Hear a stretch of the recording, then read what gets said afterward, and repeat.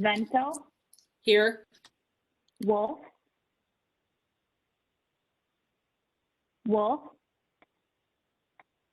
Zarin,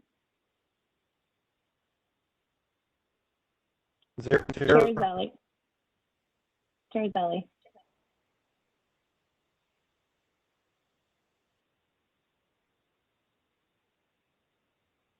You're muted. Thank you, Eva. There was commotion in my house, and I certainly blocked them and myself out. Nothing too interesting. I was just talking about the agenda and that we have a number of business items, but two important information items toward the end. And if there's no objection, I will assume the agenda is approved, which brings us to approval of the minutes from February 24th, the Met Council meeting then. So if there is any interest, I would welcome a motion to approve the minutes.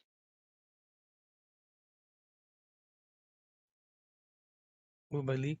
Second by Vento. Thank you, both Councilmember Lee and Vento. Any discussion? And if not, Bridget, you may call the roll. Councilmember Atlas Ingebrigtsen. Atlas Ingebrigtsen.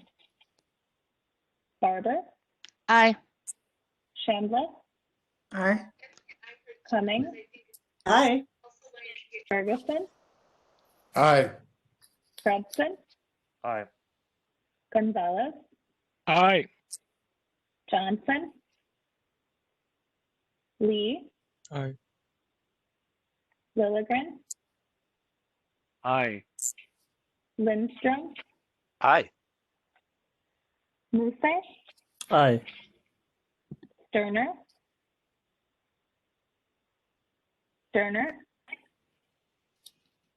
Vento, Aye. Wolf,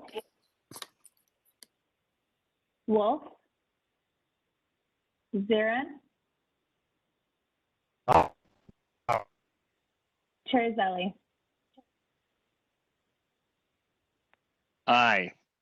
That motion carried. On to the consent agenda. May I have a motion and a second to approve the consent agenda?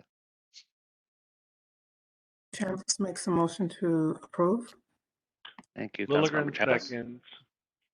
Thank you, Robert. Any discussion? Okay, Bridget? Councilmember Atlas Ingebrigtsen. Aye. Barber, Aye. Chambliss, Aye. Cummings, Aye.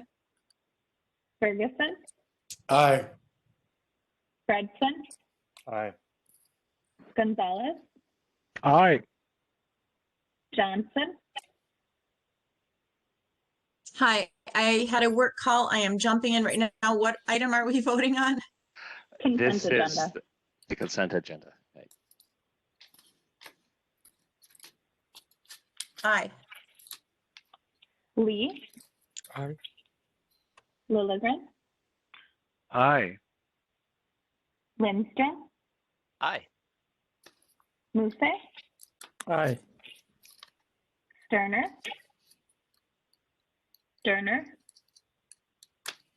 Vento, Aye. Aye. Wolf. Oh, there's Sterner. Aye. Wolf,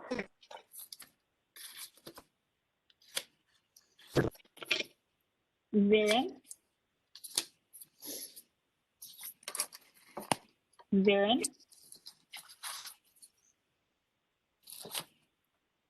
Terzeli. Aye. That consent agenda is approved. Now on to reports of standing committees. The community development has a report on the consent agenda. There are no reports of the environment committee. There are no reports from the management committee. And we have a Transportation Committee, a couple of reports on the consent agenda. So really here to the meat of our meeting, a number of information items. And our first presentation is on the Equity Advisory Committee 2020 work and draft 2021 work plan presented by Nalima Satati Menuan. I know I mispronounced your last name, Nalima, I apologize. Anita Urbana Davis and Sarah Rudolph. Welcome. It's so nice to have you in our council meeting, and I look forward to your presentation. Nalima, are you starting? Yes, thank you so much, Zeli, and thank you so much, council members, for the opportunity to come before you again and talk about our committee's work for the past 2020 and to share what we have upcoming in 2021. Just a clarification from staff. Did y'all get a PowerPoint? Did you get our PowerPoint? Are you gonna put it up? Yep, I'll have it up in a minute. Okay.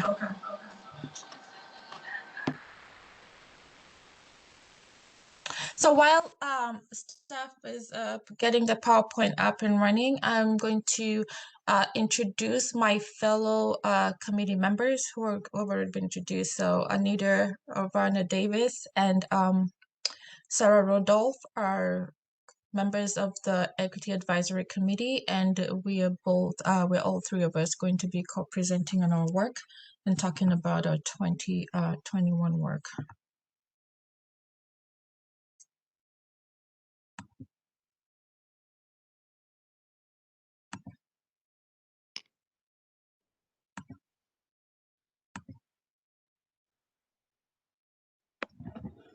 Okay.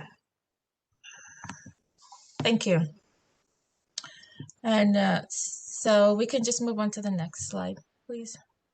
So an overview of what our presentation is going to be about. We want to give an overview of the advisory committee. We're going to talk about our 2020 highlights, and then we will talk about our 2021 work plan. And then we will talk about, Anita will present about our 2021 workflow. Next slide, please. So the Equity Advisory Committee was formed to advise the council on all matters in regards to equity. And what we advise the council on is we follow the regional development guide for the metro area, Thrive MSP 2040, and also give advice around the 3 regional systems plans that the Metropolitan Council has purview on, that is in the areas of transportation, water resources management, regional parks and policies and trails, and also the council's policy plans as pertains to housing and the water supply.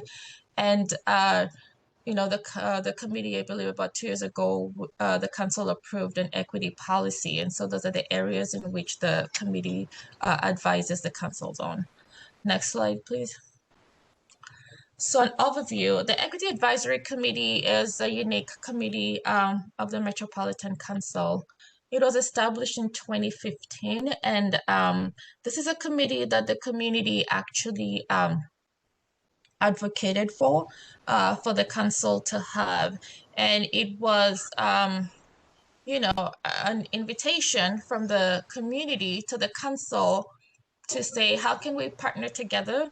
I mean, I think before that, we had had a series of reports about our region, and there had been a lot of conversation around the inequities that exist within our region. And so it was an invitation from the community to the council to say, how can we partner together so that we can be able to address, you know, the inequity issues that exist in our region. Especially, there had already been a lot of identification about, you know, inequities, especially racial equity, being a real threat to the development of our region and the prosperity of our region, if you may.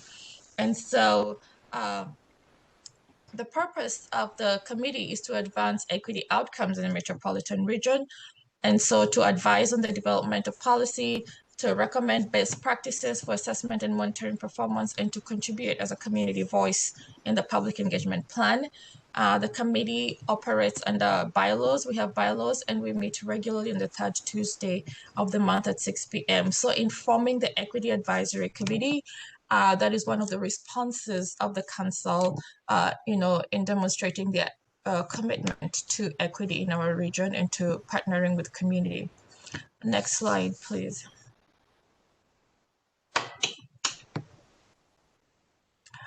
The committee membership, the committee draws a membership from the same districts that the council has purview on. We have 8 geographic members, one representing each district. If you notice, the districts, the representative districts are a little bit different than the regular council districts.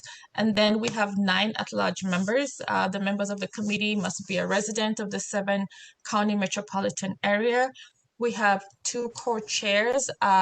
One is a council member, and the other co-chair is a member of the community, and they can either be representing a geographic area or be an at-large member. Next slide, please.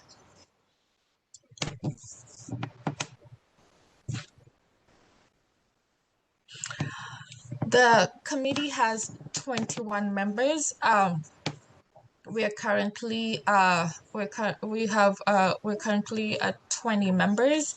We have one vacancy that is from the management committee. So we don't have a representative council member. I mean, we have some council members who are currently in the committee who serve in the management committee, but we don't have, and they serve also in other committees, but we don't have a management committee specific, council member. So we have one vacant seat in the Equity Advisory Committee that needs to be filled by a council member from that committee. But otherwise, we recently,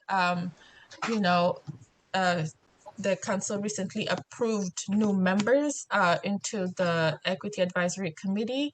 And so in terms of, we're almost at full capacity. We only have one vacancy in the committee right now. And so I will hand it over to Sarah to carry us on for the rest of the presentation.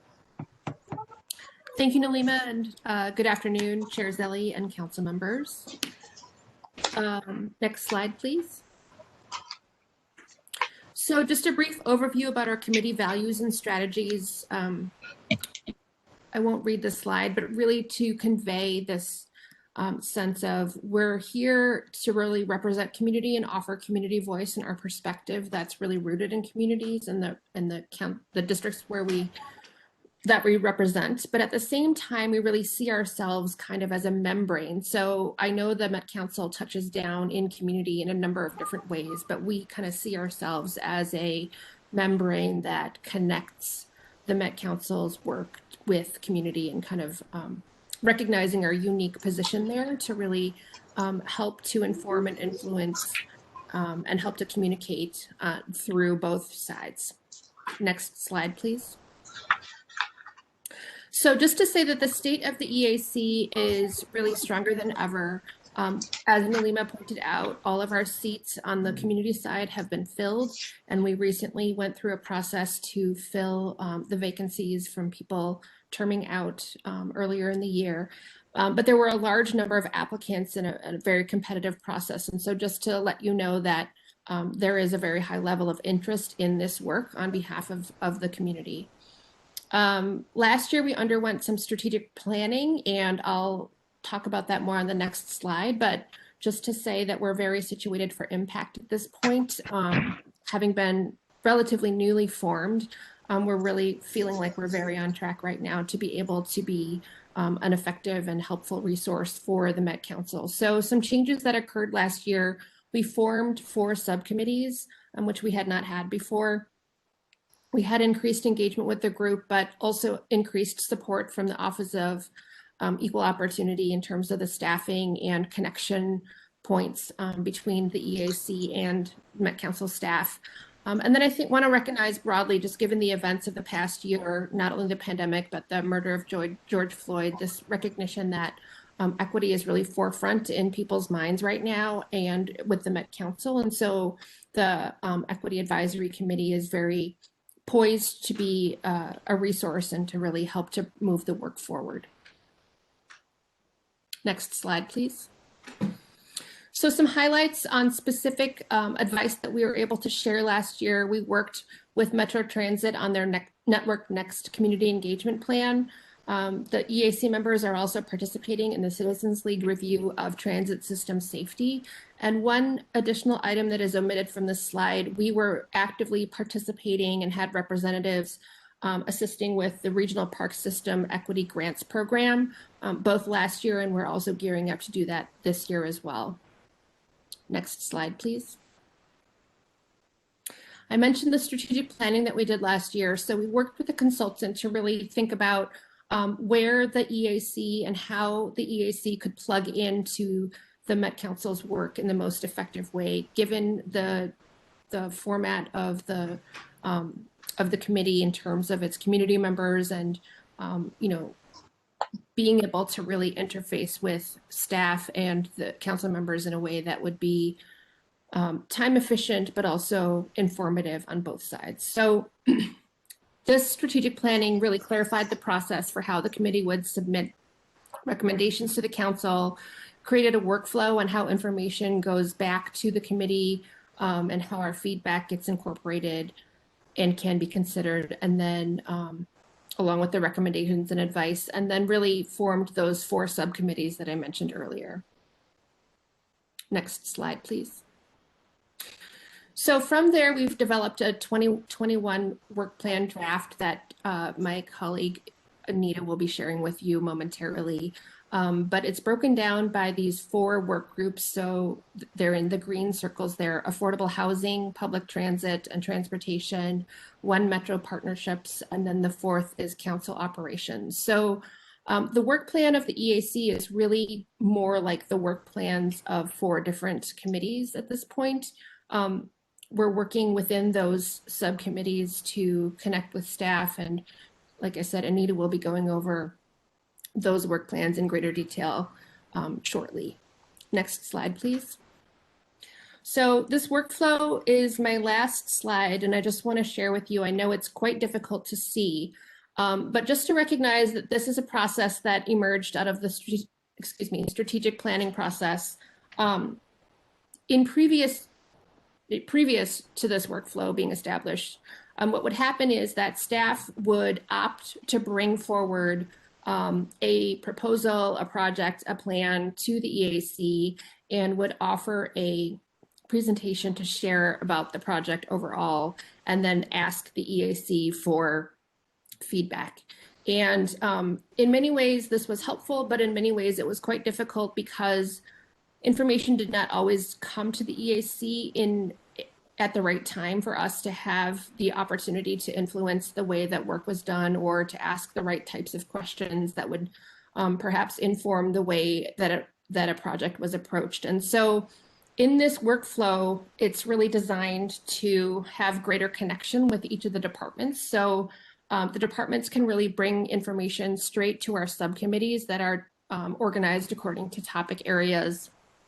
Those subcommittees can bring things forward back to the whole committee, from which there's council members. So the council members, and that's where the divide there is from the, in the diagram. So the council members can really bring policy issues and recommendations from the EAC back to the full council when needed to adopt policies and kind of implement those practices. But another way is really through the staff. So the subcommittee can bring information back to the departments, and then that can be implemented that way as well. So really, it's kind of a closing the circle of not only involving the EAC in discussions, but also providing a mechanism for the results of those discussions to be incorporated into the work of the council. And with that, I will turn it over to Anita. And Greg, I believe that's the conclusion of this presentation. Thank you. Okay. Could we get a copy of the strategic plan While we're waiting, good evening. Thank you, council members, for having us here tonight to present. My name is Anita Ravina Davis. And if we could get a draft of that EAC priorities, that would be helpful. I don't have that. Is there anybody in the meeting that has it? You're able to present it. Hello, this is Cy Jordan, Director of Eco Opportunity. And so we did provide it as a handout with the materials, and for public posting, I can share it on the screen if I have access to do so. Let me try here.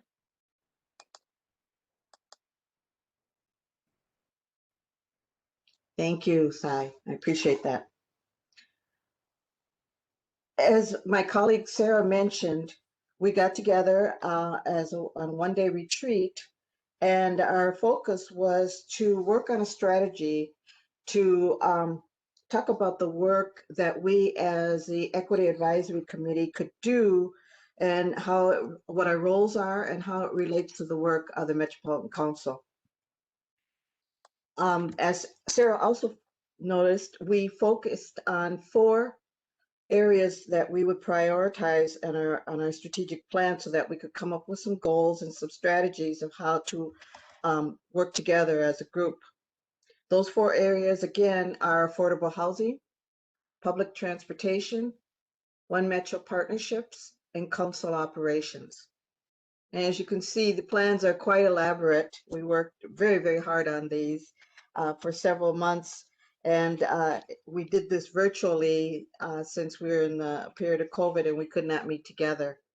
So I commend the EAC with sticking to this. As we look through each of the priority areas, I will give you a little bit of brief detail on each one. Affordable housing, for example.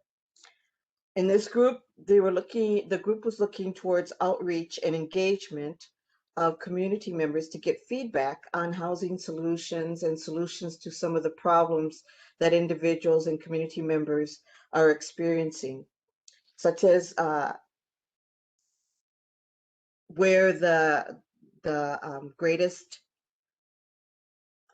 areas of where the greatest areas of problems exist, and how the EAC can assist the Met Councils on working as a group to work and do more engagement with the community, talk about these problems, bring them to the forefront, and look at and using our role as advisory on ways to solve some of these issues and get the community members actively involved, as they are the ones that are experiencing homelessness or living in these housing areas.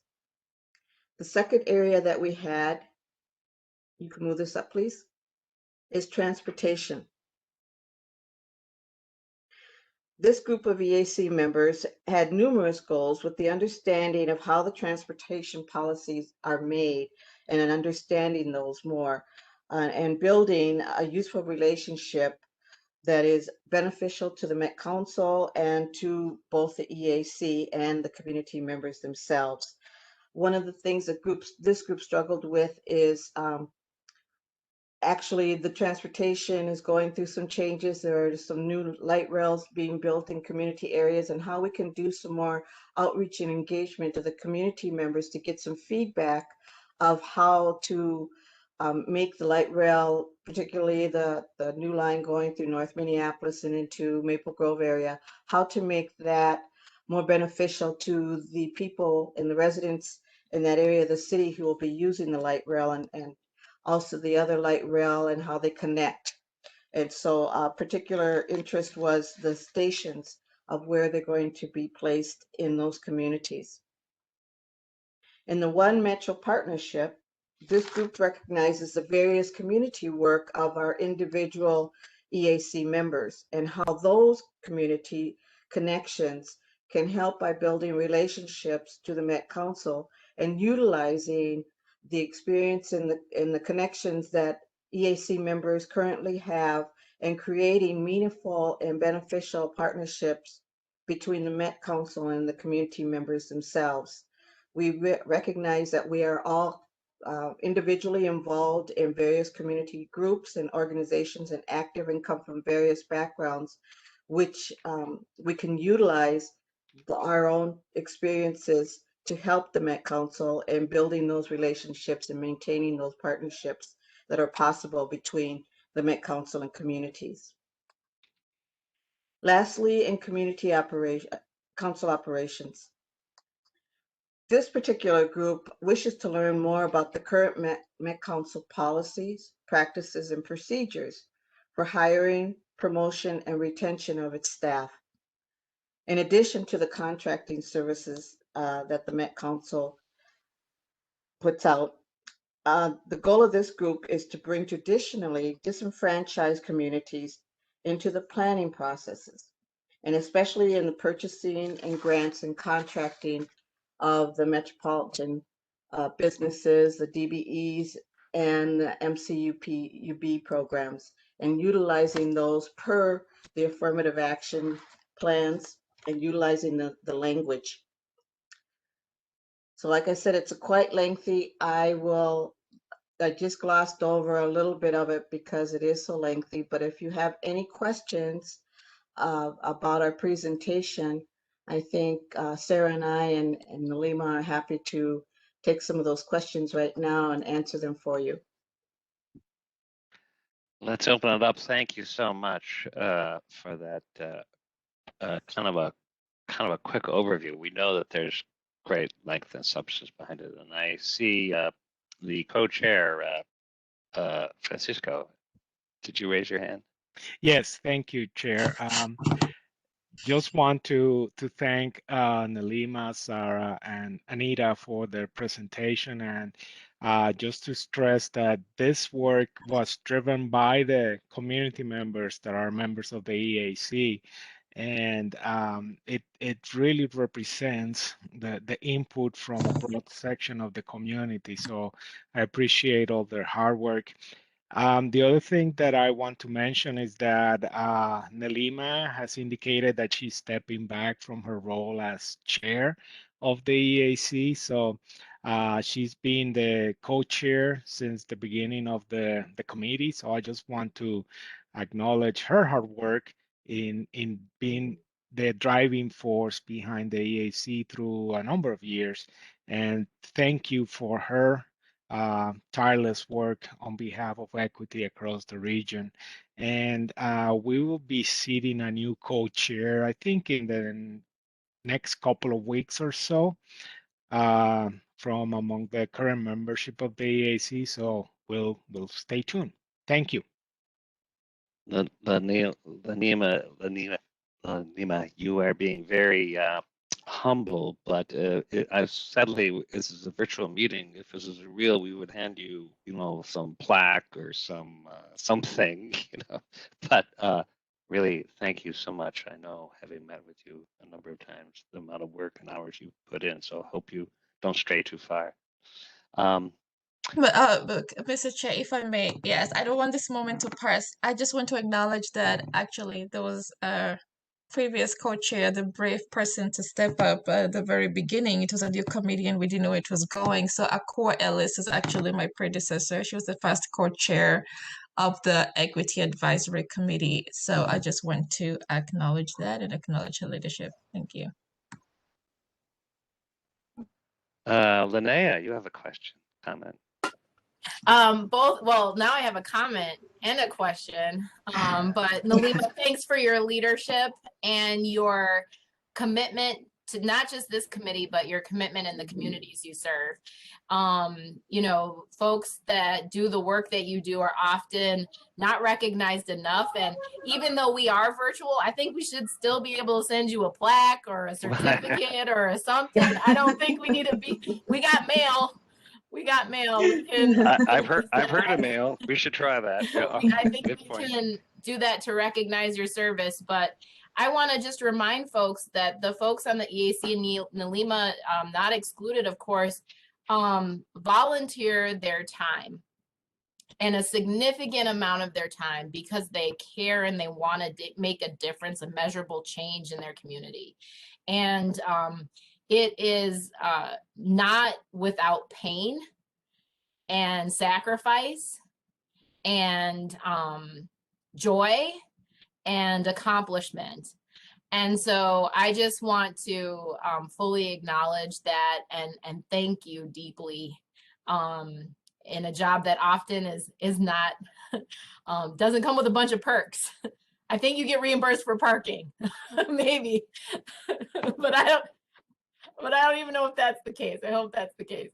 But I want to thank you for that. And one of my questions, and also I guess a comment, is, you know, the MPOSC has benefited deeply, and our regional parks have benefited deeply from the work of the EAC, and I think in many ways have been incredibly responsive to the guidance, the challenges, the opportunities for growth. And I 100% support the plan that you put forward and understand the need to create boundaries and to make sure that the work of the EAC is systematized and accomplishable in a way that honors the members of the EAC and their commitment and gets us to measurable differences in change.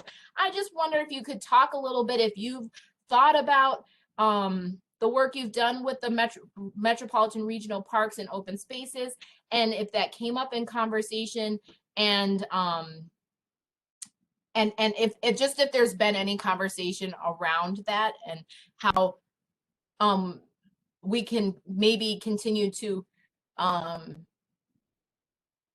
work together, and we need to figure out other things, because both just like Nalima's moving on and I support her and move on into other things in her life, I support the EAC and moving on to other things. And I think that our MPOSC commissioners are about the work and ready for the work, and we're going to make sure they're ready to do even more. But I just wondered if that came up in conversation. I think I can take that one if I may. So Chair Zeli, Council Member Ingebrigtsen, and the whole council.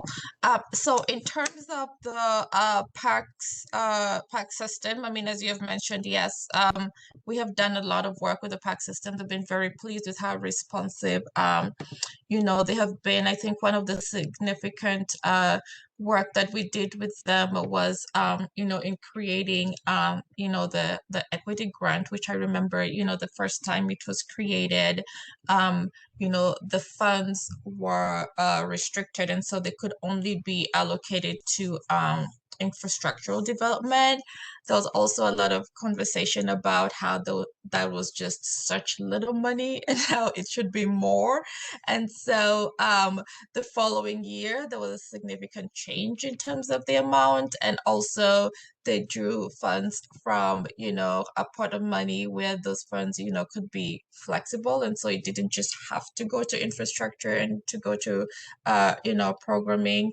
And I think you do raise a good question. So, I mean, in terms of, you know, I mean, and so that I said that was a change, and I think that is the big question is, okay, like, how do we systemize that? So I don't know if that is something, you know, that has been systemized, that when it comes to the equity grants, then we have to make sure that we're drawing the funds, you know, from this pot of money that is more flexible, so that it can be more accessible, you know, that it can be, you know, more accessible, you know, to, so for example, to community groups, and also so that it can go towards programming. So it's really directly, you know, benefiting participants and people, and not just the infrastructure.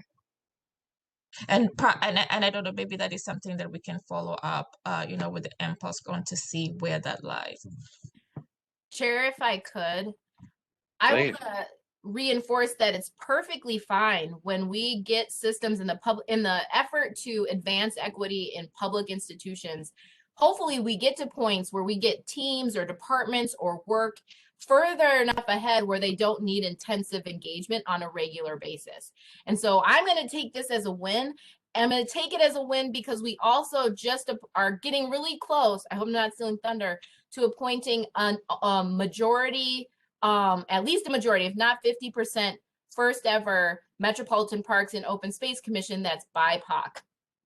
At least 50 and maybe a little bit more than 50%. And so we're, you know, so I just want to say that you don't have to do everything.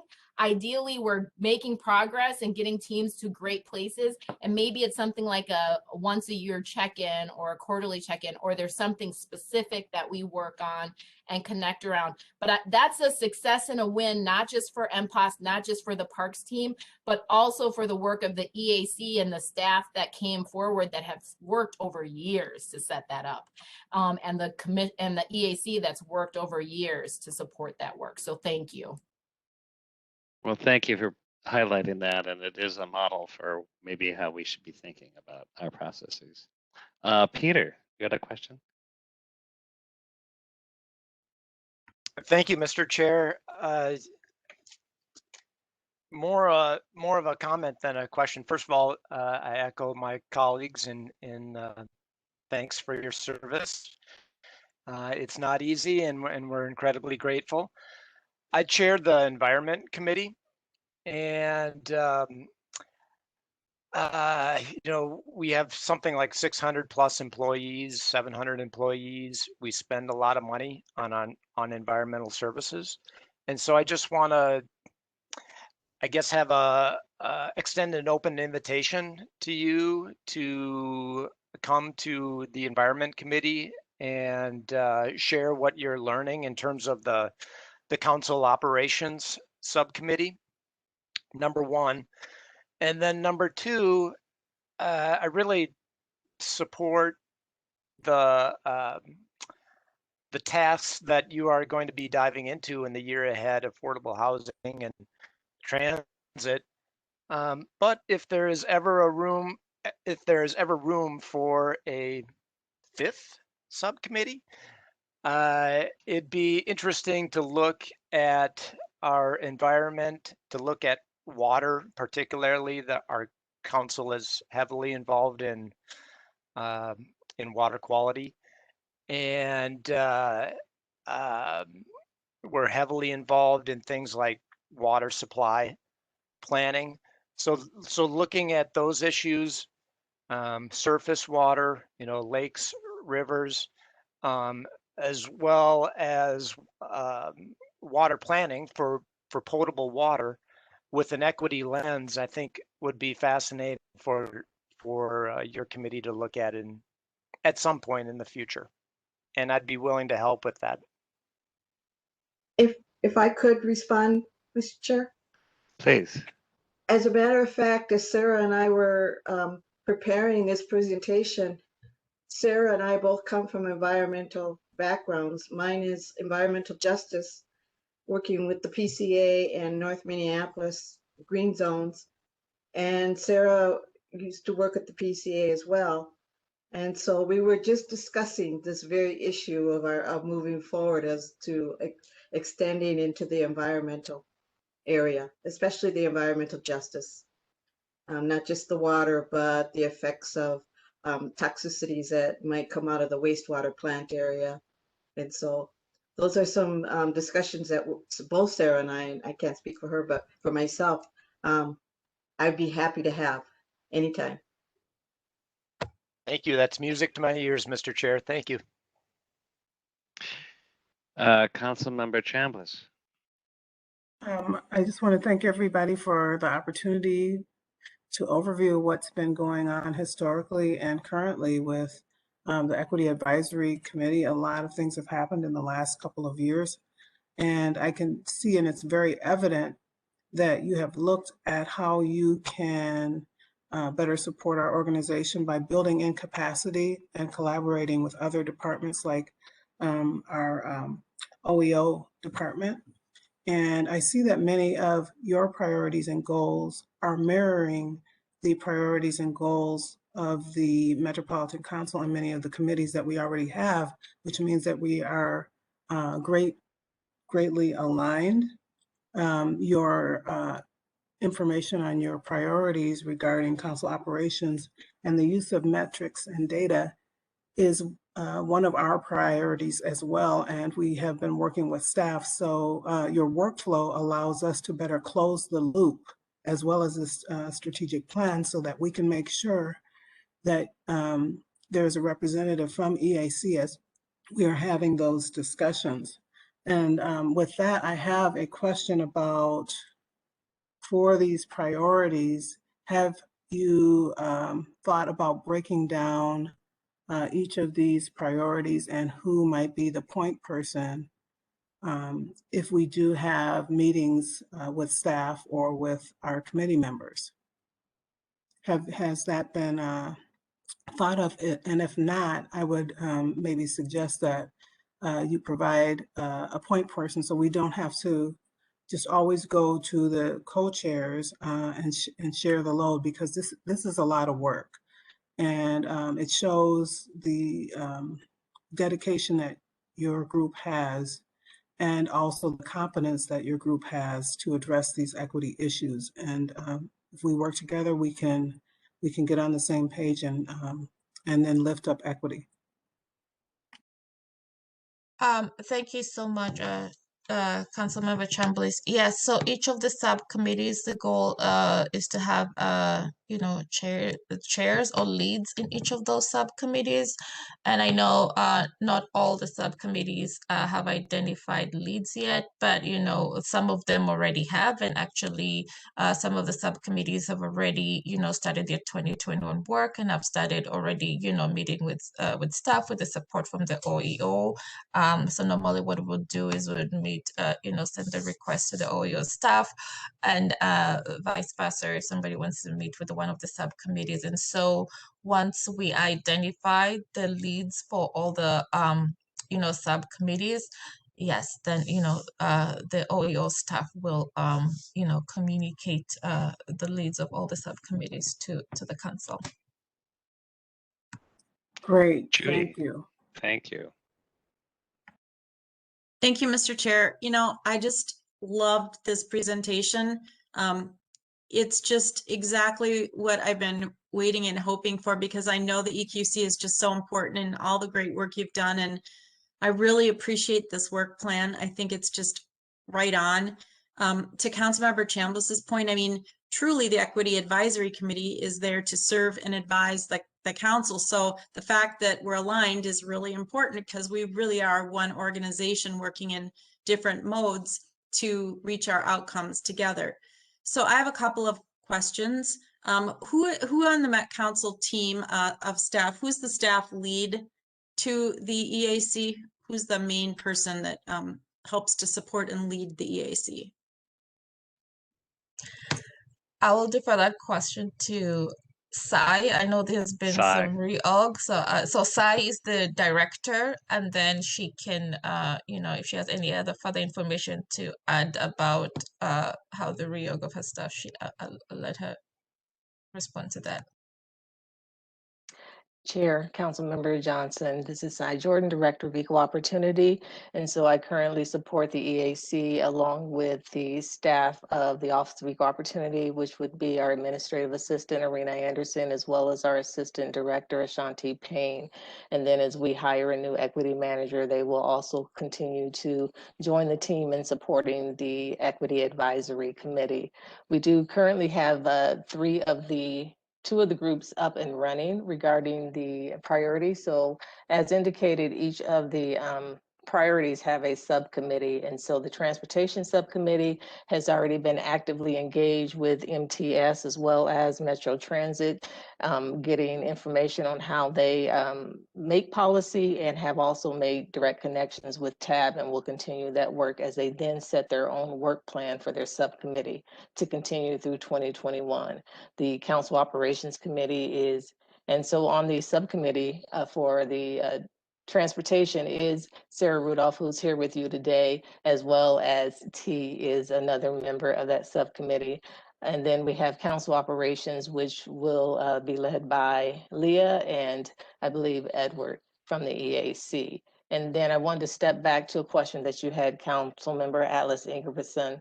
We do have an invitation for staff to continue with the equity grants through community development. So we do have 2 EAC members who have volunteered to continue on with that support service. And Mr. Chair, thank you, Sai, that's great. If I may, just a couple other things. It's, and we all know this, but it's really important that there's equal accountability, and that they're fully supported in the way they need to be. And with the subcommittees, that there's a direct lead from each of those groups that will be accountable to and accountable with the subcommittee. From my 20 plus years on city council, we had committees that were successful and we had committees that were not successful. And a lot of it was about that framework, the work plan, and who would be accountable to the work and where our goals aligned. And so I see this as a huge step forward. So I really want to again praise you for the document that you presented today. My second question is, just coming out of the management committee meeting today, and certainly all of us in all of the areas that we're serving right now, we're working through our budgets, and equity is one of our top goals, and there's money to be put behind that. So is there a budget that goes to the EAC where they can streamline, some of the work that we've got on our pending or proposed lists? Management had a long list of ideas today where there's money that's been budgeted for and allocated in 2021 for equity work. So, again, making sure that we're, clearly it's very clear that the EAC is infusing, no silos, right? Infusing into the work. And I'm just wondering if budgetary infuse into some of the work that they're doing for greater impact, because again, they're volunteers. This isn't their full-time job, but it sounds to me like, if there's a way to financially support it and it goes back into some of the programs that we're trying to accomplish, I'd like to just see that given consideration. Then you don't have to answer now, but if, I just think that it's important. This just seems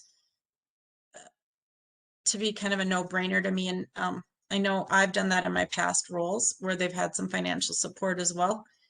And then I think just lastly, I want to say too, I really appreciate this as an information item, but in the past as well, because it's an advisory committee, as the council, we would actually accept and work with and approve officially the plan, and that made us be accountable.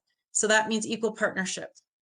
The document's been drafted, it's been reviewed. We have a right then to react and respond so that we get it to where both groups need to work together. And I think that we're there now, but I just like to approve and adopt those things, which means I'm committed to it and I'm voting on it today. It's not just information only.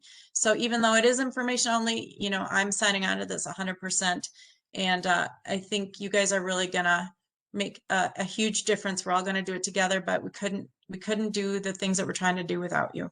And I wanna make sure you're fully supported. So thank you very much. Judy, is that a motion to accept the report? Is that something you'd like? Well, Mr. Chair, if I may, yes, I'd move to accept their report, and with a lot of gratitude for their hard work. And thank you to Nalima and everybody, and for the wonderful presentation today, and for the reaction on the council's part. I think from 2 years ago, we're making huge strides. I second that. Thank you, Councilmember Chambliss. Any more discussion? I would just say what a progress in 2 years in the year that I've been here, and so thank you. I agree. Any other? We have a motion and a second. Councilmember Lee. Well, thanks, Mr. Chair. I just want to reiterate that I'm grateful for Nalima's work to be with us from day one. 6 years is a long time, but especially for a young committee. And what is inevitable with a young committee is that there were times where there are growing pains, and but you stuck through and you persevered. So thanks, Nalima, for your work, and to all the other committee members and their leadership. The EAC has a lot of great people with a lot of passion and expertise, and it's good to direct their energy and help focus and help inform our work. So thank you. Any other comments on this motion? Chris. Thank you, Chair, and Nalima, Sarah, and Anita for your presentation. And just real quick, I served on EAC for my first year, and I just wanted to thank you for your work, but also encourage you, like I did when I served on the committee, that if you have strong views as committee members, feel free to reach out to us in between meetings too. I know that how business moves sometimes quickly at the council, and with the committee meeting monthly, sometimes I just wouldn't want stuff to get bogged down at committee. So if you as individuals want to communicate your positions to us directly, you should feel free to do so. So thank you. Any other comments?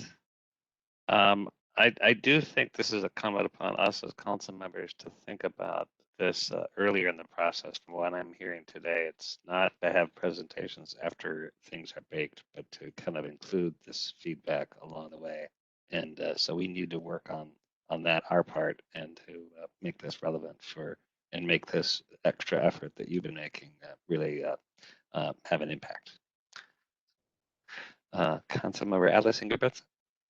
Thanks, Chair. The only addition that I would have, and I thank Councilmember Johnson for bringing this up, is that I love the idea of a budget for this committee. And I don't know how that works out for all of our other committees, but I think of things like the amount of hours that these volunteers invest. And I kind of jokingly said, I hope they're getting, when we are driving, validation for parking.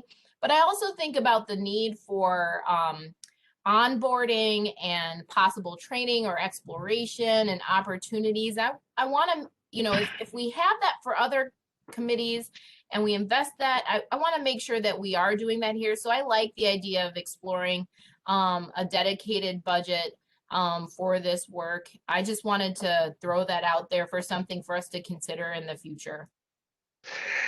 Thank you for that thought. And just to follow up, I think we should refer that to not just staff, but to the management committee and to kind of see where we're spreading other committees and what needs are there to make it effective. Thank you. Francisco. Thank you, Chair. And just briefly on that last issue of the budget, that's a conversation that I had before with Nalima and with the previous chair, Chair Slawick, about specific items that we thought would be good to have at the EAC so we could support our work. And one of those included some money for a couple of very specific and targeted items.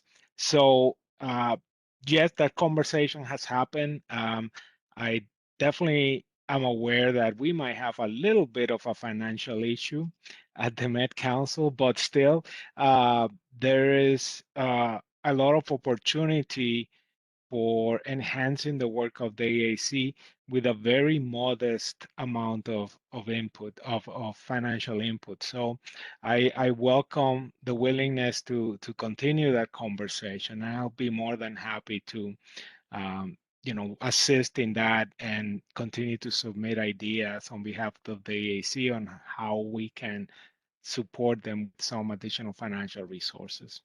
Thank you.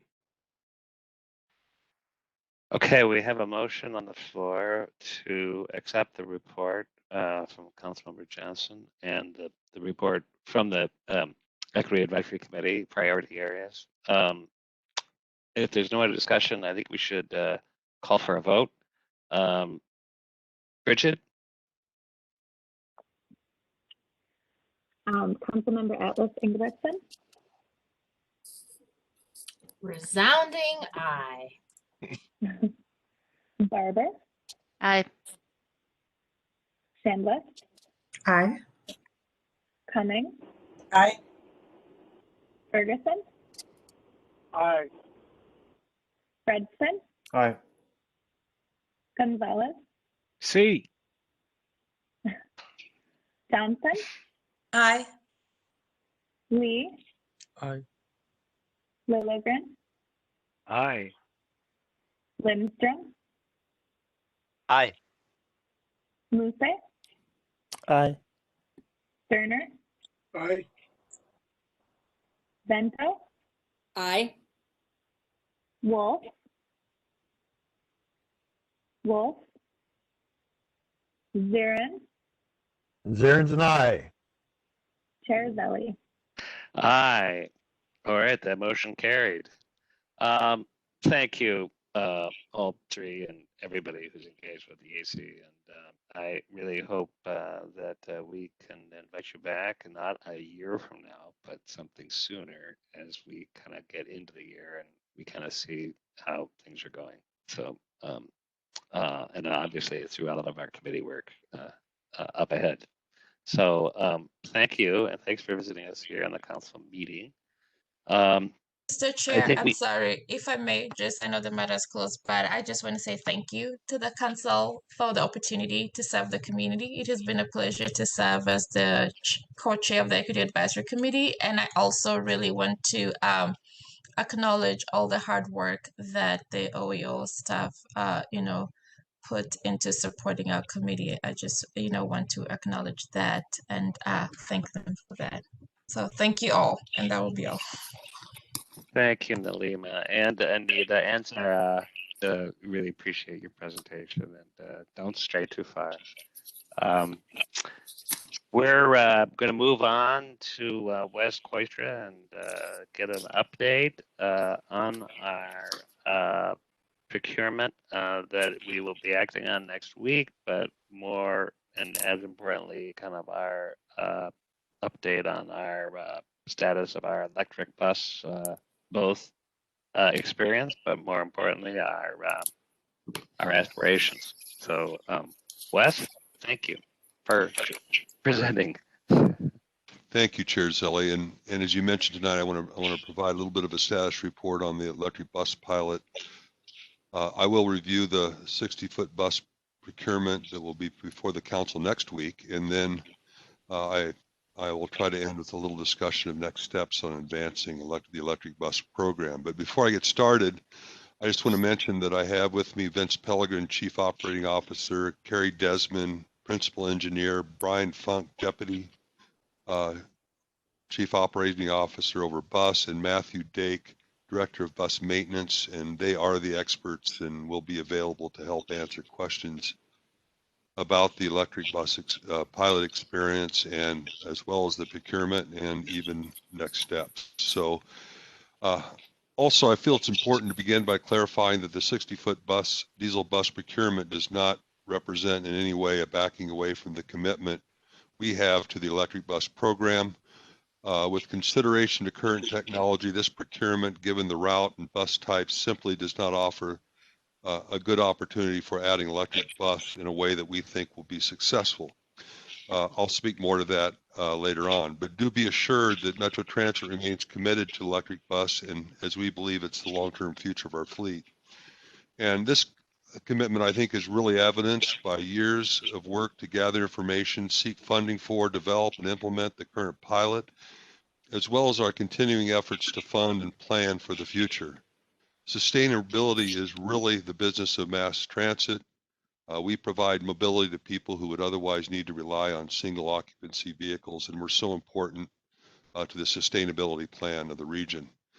I also need to mention that Metro Transit has a long track record of being on the leading edge of adopting sustainable technology and practices, certainly long before I became general manager. The examples include being among the first transit agencies in the U.S. to adopt hybrid buses, achieving a gold level in the 2014 APTA Sustainability Program for environmental stewardship and reductions in energy and fuel consumption, for being part of Metropolitan Council's 2018 Excel Green Energy Partnership, including the commitment from Excel to provide energy from renewable sources that are 60% renewable by 2030 and fully renewable by 2040, and then continuing to design and construct energy efficient facilities, including the new Metro Transit Police Department Police Building and the new Minneapolis Bus Garage, which includes sustainable elements such as geothermal heating and cooling systems, LED lighting, and solar arrays.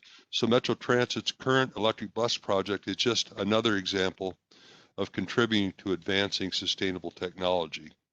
And Metro Transit is among the first transit agencies in the U.S. to adopt 60-foot battery electric buses, which is the pilot project that I want to report on tonight. I'm not seeing my slides up, and there they are. So we can move to the third slide right there. Thank you.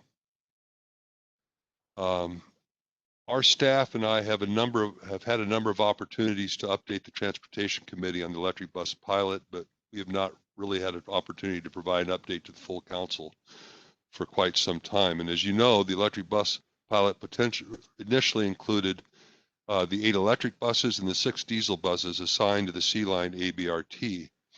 As background, in 2017, FDA awarded Metro Transit a low-no emission grant in the amount of $1.75 million to offset some of the additional costs of the C-Line electric buses and the associated charging infrastructure. The procurement of the buses occurred late in May of 2018. New Flyer won that award with a cost of approximately $1.4 million for each electric bus and $835,000 for each diesel bus. 8 depot chargers and 2 en route chargers. I'll mention the depot chargers. I should just say garage chargers. That's more familiar, but we call them depot chargers. And 2 online chargers were both included in the procurement. The installed cost of each depot charger was $250,000, and the installed cost of each of the 2 online chargers was about $1 million. The first electric bus was delivered in February of 2019, and 4 of 8 depot chargers were delivered in April, with the others coming a few weeks later. The en route chargers were delivered later than planned, and the first was delivered on May 30th of 2019, and the second was delivered in July.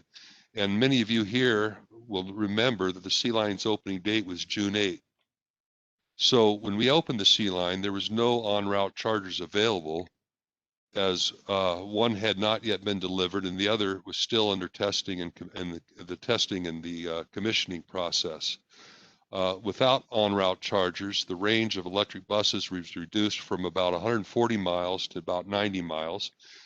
And this loss of range meant that we had to add more diesel buses to the C-Line operations to provide the service that we'd committed to. So due to the continuing problems with the chargers, we've never been able to move back to the original service plan, and have always had to have extra buses. And again, I'll talk a little bit more later about that. And next slide, please. Certainly the greatest benefit of electric bus is no tailpipe emissions, but customers also like the quiet and smooth ride. And I can say that apart from the reliability issues, the operators also enjoy driving electric bus.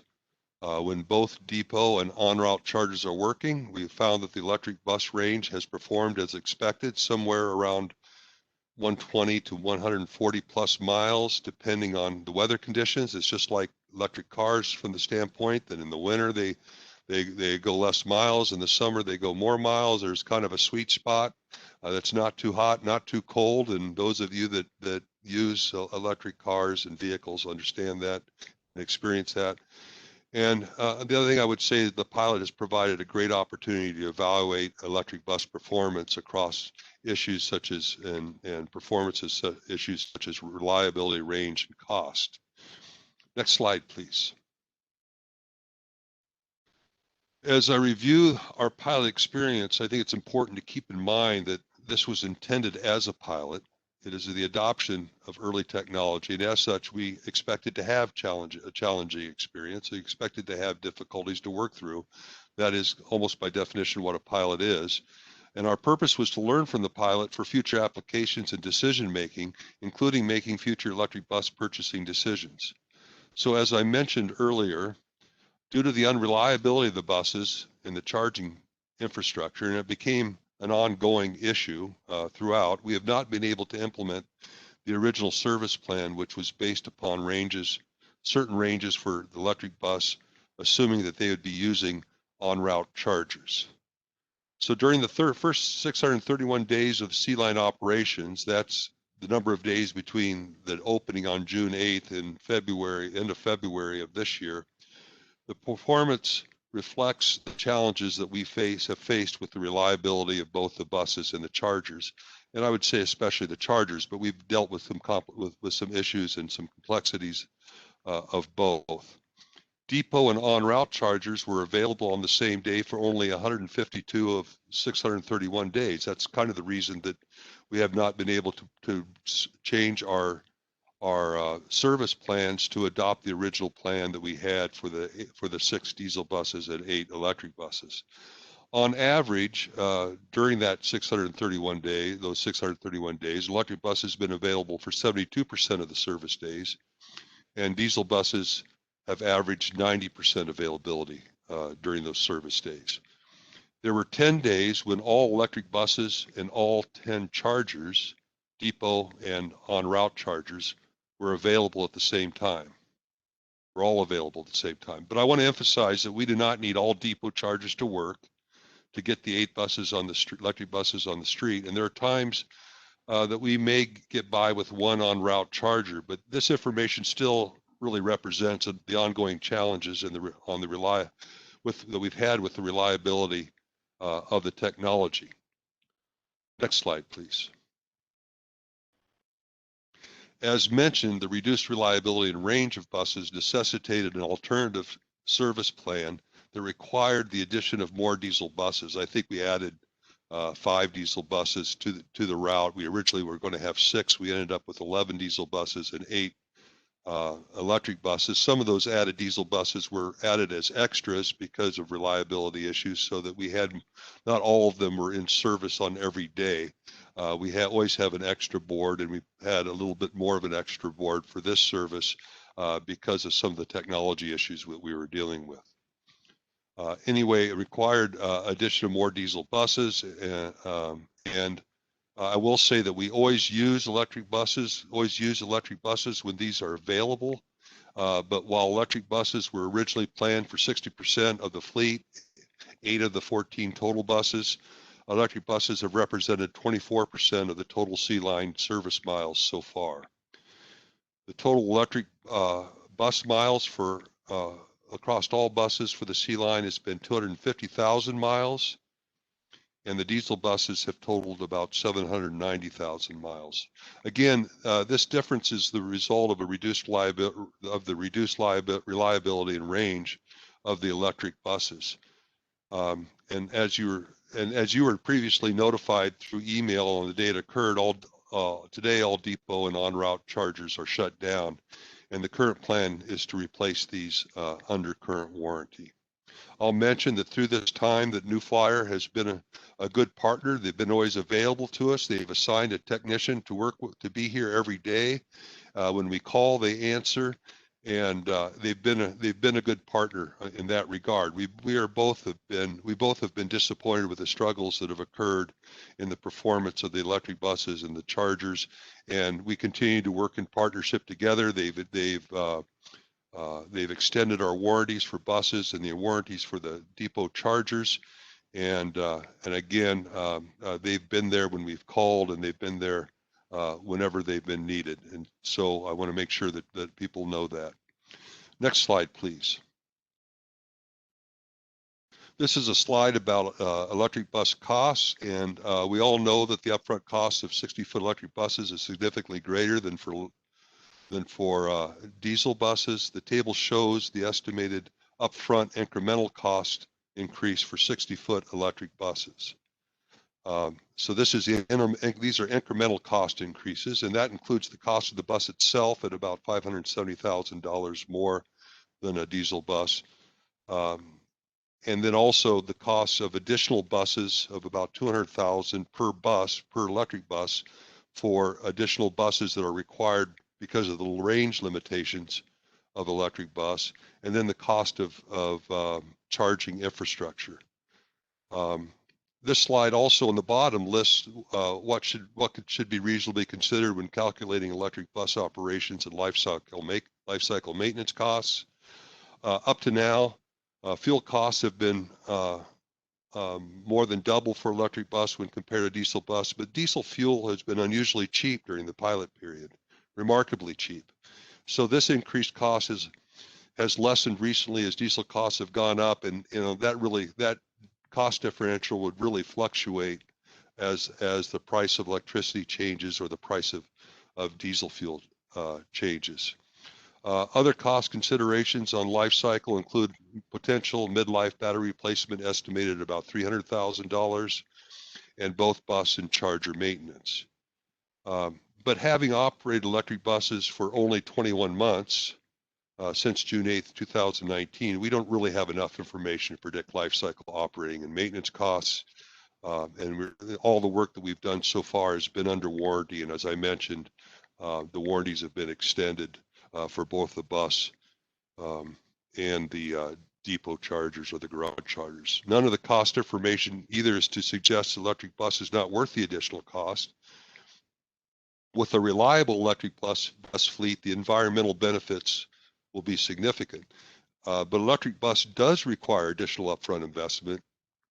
And this calls out the importance of finding the greatest value for the limited money that is available for electric bus technology.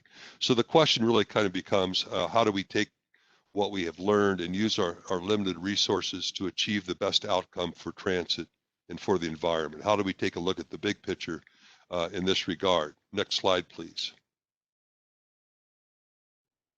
This slide was part of a December 2018 bus fleet strategy presentation. This was just a couple months before I became general manager at Metro Transit, and the slide recognizes the C-Line electric bus pilot and lays out a vision for purchasing electric buses going forward.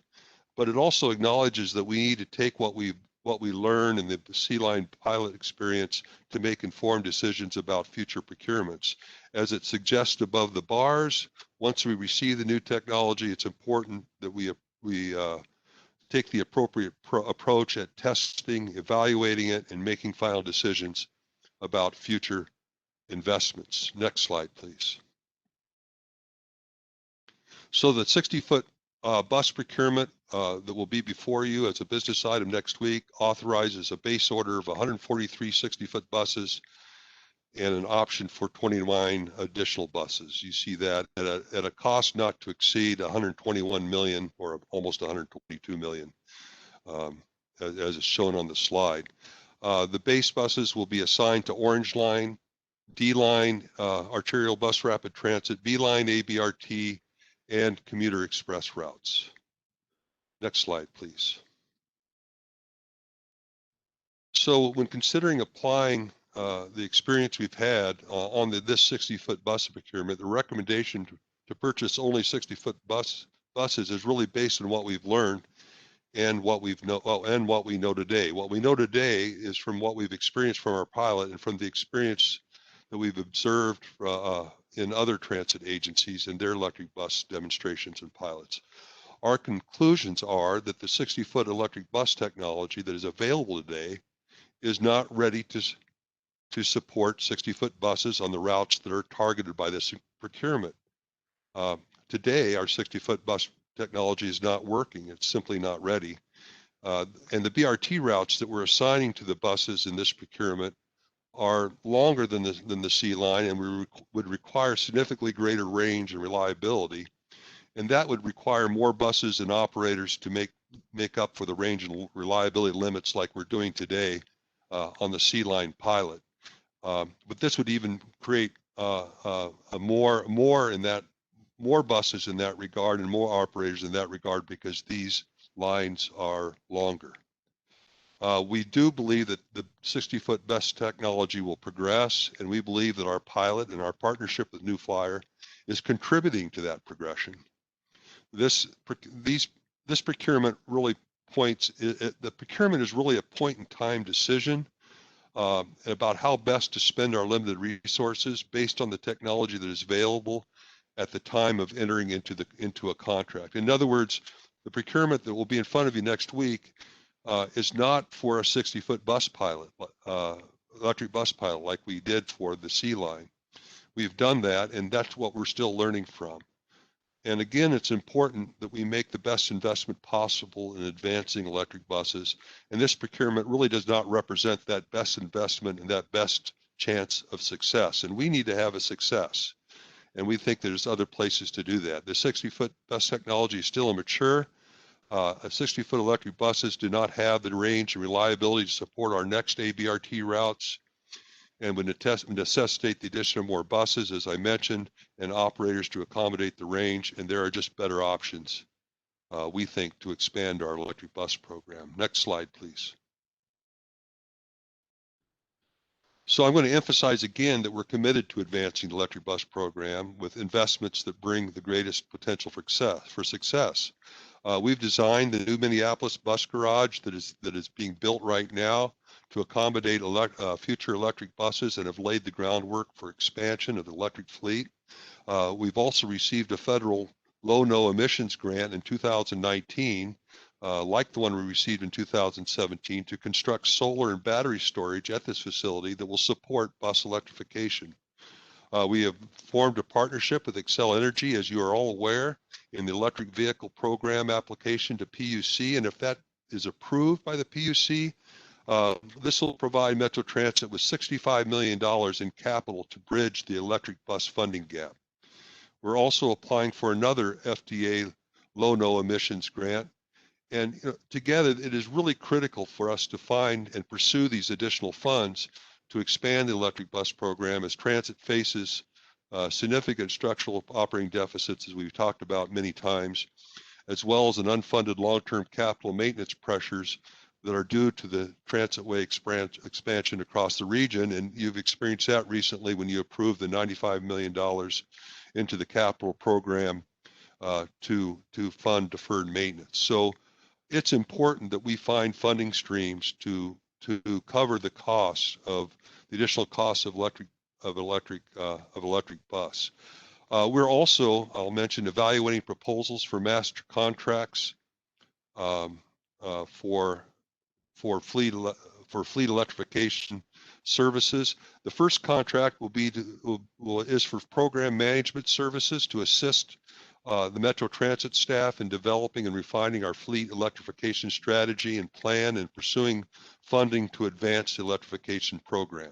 So we're looking for outside help to do that. And the remaining three are focused on engineering services to implement charging infrastructure projects. There's a contract each for engineering design services, construction support services, and testing and commissioning services. And we hope to get this in front of you in the next, I believe, next couple of months. So given what we've learned and observed, we do think our next best step is to focus on 40-foot electric buses, again, dependent on having the funding available to do that. The 40-foot buses represent more than 2/3 of our current fleet. These buses provide many more route options, serving densely populated areas, and it really provides a much greater opportunity to expand the program than does the 60-foot buses, which really represent less than 1/3 of our total buses and are often on routes like commuter express routes that don't really bring the greatest benefit to densely populated areas as would the local routes. And 40-foot buses would have a greater range and should require less upfront capital investment. The need for extra, and as such, the need for extra buses would be reduced, as would the need in some cases for online chargers. We just had actually electric bus, Proterra bring an electric bus for viewing here last week, and it was a 40-foot bus that they claimed had a range of between 200 and 300 miles, and actually had the battery lining the roof and lining the floor throughout. And with a 200 to 300 mile range, that on local routes, that can be a game changer if it works. And so we're really excited about technology. I think my impression is, I'm not going to state this for a fact, I haven't researched it well enough, but my impression is that there are certainly more vendors in the 40-foot bus, electric bus market. And I think there's been more work done in the 40-foot bus market. 60-foot buses are the heaviest buses. They tend to be on the longest routes and all the things that we've talked about before. Next slide, please. So looking ahead, as I mentioned, we're going to be bringing the master contracts that will include contracts for planning, for developing a plan for the electrification of our fleet and looking at it from the big picture, but also looking at it from the finer technology issues that we have to resolve as well in the other three contracts. So that'll be a future business item. And then we're going to plan for regular updates, to provide regular updates to the Metropolitan Council. And I think this evening we're going to actually launch the new webpage to consolidate information and provide regular updates, because if one thing we've learned from this experience, we know people are really interested. And I think we're going to try to make an attempt to get more information out and have more information available, and to provide regular updates that are available to the public through our webpage. So I kind of went quickly through that. Chair Zelli, I appreciate the time, and I'm available, and as are my staff, for questions. All right, let's open up to questions. Councilmember Lee. Thank you, Mr. Chair. I understand that the current procurement issue before us, we kind of can't do much because the issue of the diesel fuel source is built into the contract. So my question is that something we can change or not? Is it a federal thing, or and if we have these kinds of clauses in our contracts, I think in the future we have to do the internal homework about not setting ourselves up to fail, because when the community hears that we have a benchmark that we want to say we will get, clean energy by XYZ amount of years, but then we don't. And then now, like in our positions, I got angry legislators calling me and constituents thinking that we either are dragging our feet or are sending mixed signals. And so, I as a council member, I don't mind taking a tongue lashing from I think that's from the public. That's part of our job. But I think we have to be more thoughtful about how we don't set ourselves up for failure the next time. And so it's both a statement and a question about that kind of language in our procurement contracts going forward. Chair Zelli, council member, first of all, I don't want council members to have a tongue lashing over our business either, certainly. I don't want one myself. But I want to say that the Orange Line commitment is part of a federal grant that we received, the Small Starts grant, and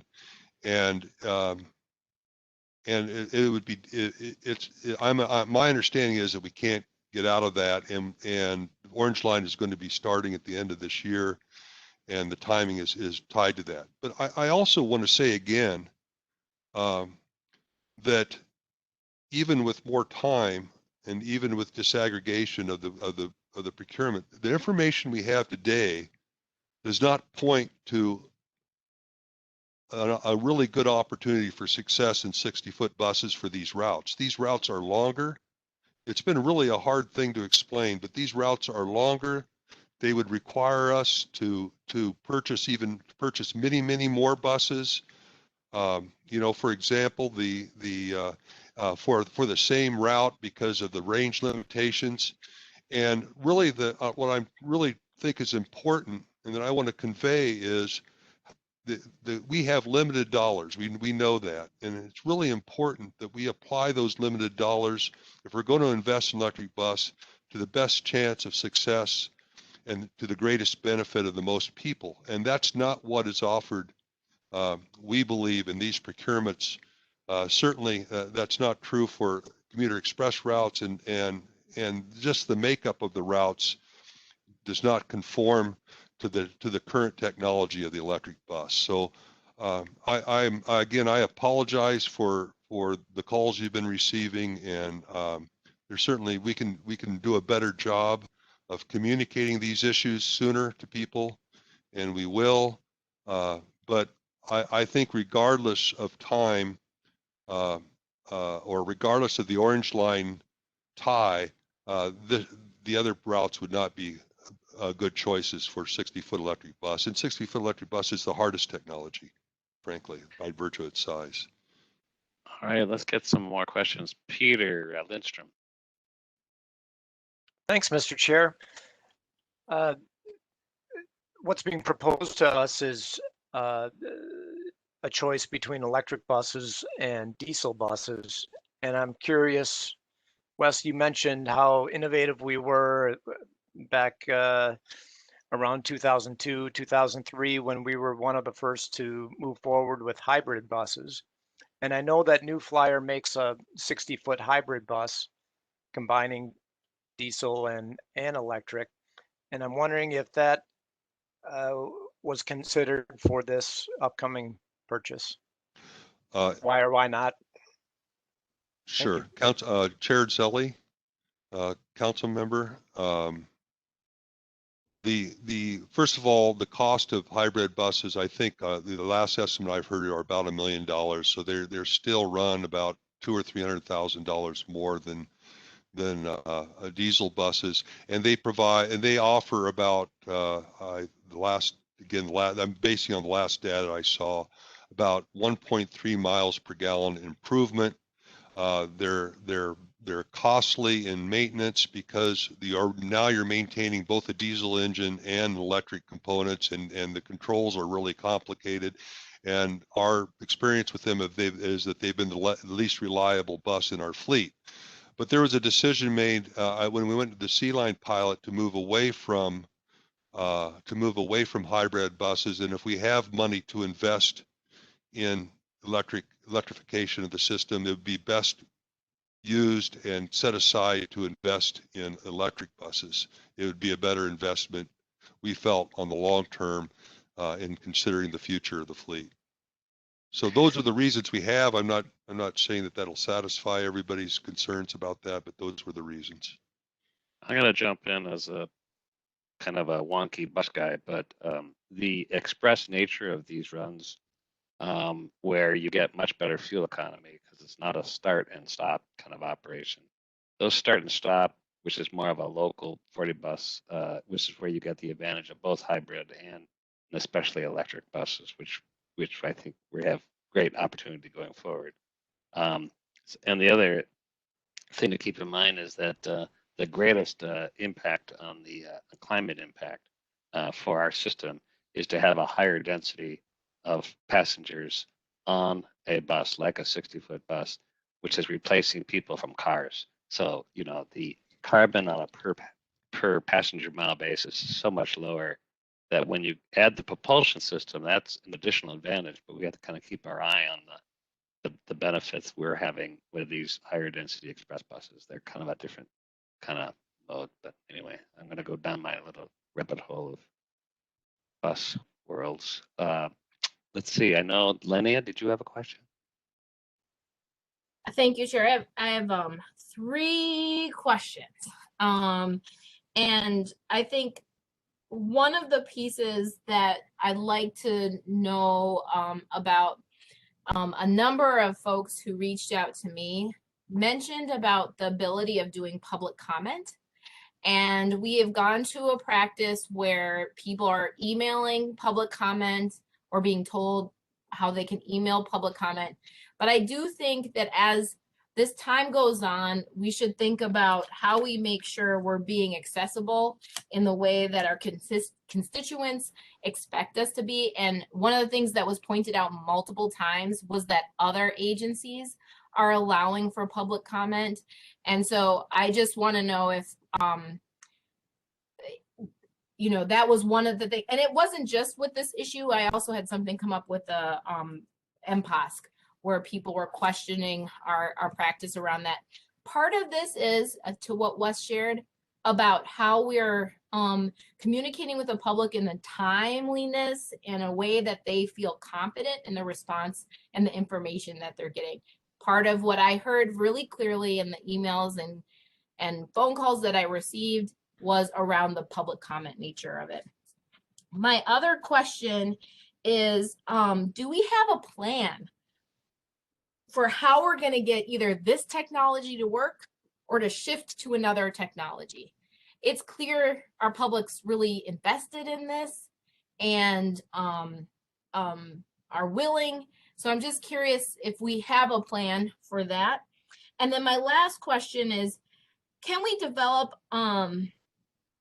a way of creating better understanding with our public around the cost and the technology needs to accomplish what the public really is desiring, which is getting as close as possible to zero emissions, right? Everything causes emissions, so I want to acknowledge that we can't get to zero. But, you know, our times are changing and people are thinking a lot more about what they're willing to give up and what needs to happen. I know a number of the constituents that have reached out to me would be deeply willing to hear, here's the cost, here's what's needed. Here's what we need from the state if you want to see this happen. I don't think it's all on us to solve all the issues, but we have to invite the public and our other institutional partners into the solution. So those are my 3 questions. Thanks, Councilmember. And the public nature of comments is something that we should be more transparent and understand when we and how we can provide that.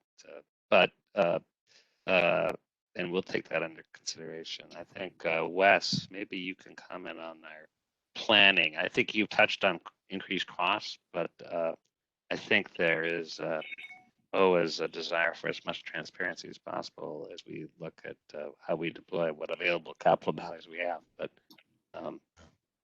yeah, great. Thank you, Chair Zilli and Councilmember Alice Engelbretson. Appreciate the questions. I'll mention on the public comment, and I'm going to give you a bureaucrat warning here before I do mention it.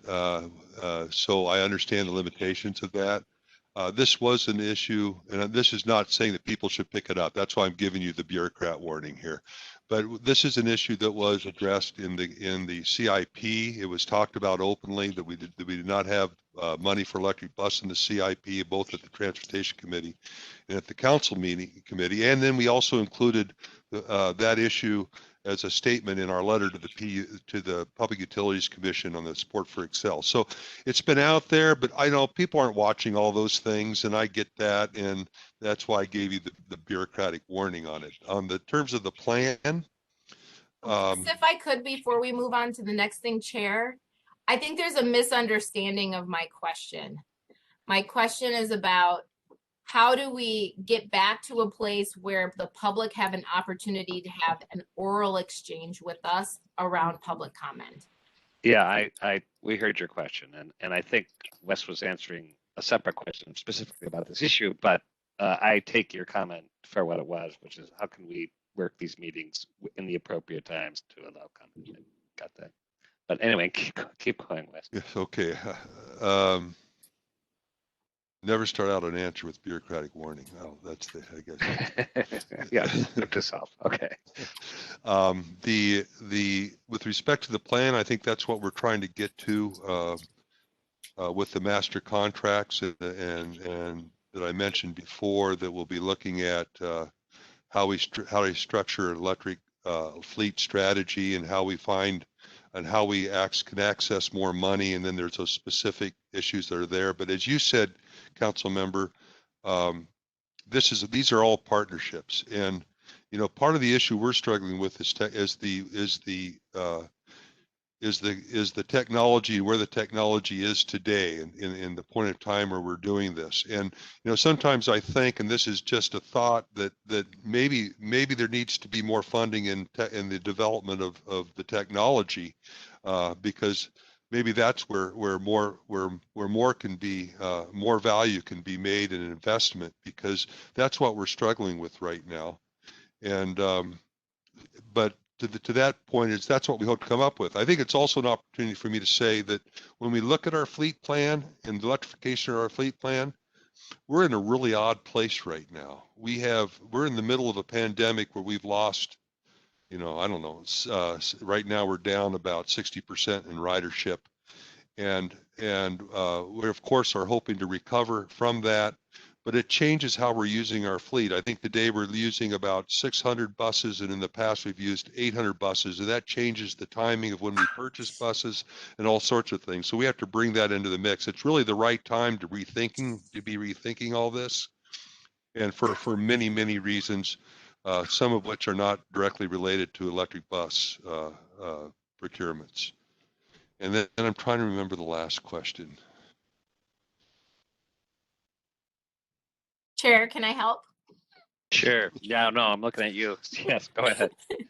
So how can we help develop an understanding for the public of what the real cost is? And maybe this is a little bit of your last response, both in the context of technology and in the context of cost. So I just think, you know, the spirit of this is that we have people who are interested. Let's help them understand what our barriers are to accomplishing what we all want to have, which is a less impactful mass transit system on our environment. So if we can help people better understand what all those barriers are, it's structural deficit, it's lack of technology. So I love that point of more money is needed to develop the technology. If it's partnerships or other things, is there a way that we can help our public and ourselves, as far as council members, have a better understanding and be able to communicate more transparently what is exactly needed to get to that goal that I think we all really want to have?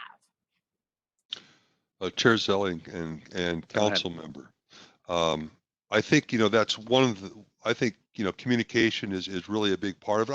I need to say on the side, though, that we're still learning about the costs and so forth. As I said, you know, people talk about life cycle costs and it should be cheaper, but it's not like owning an electric car. It's a little more than that. And we're learning about that. And we're really in a place now where we don't know what the life cycle costs are going to be.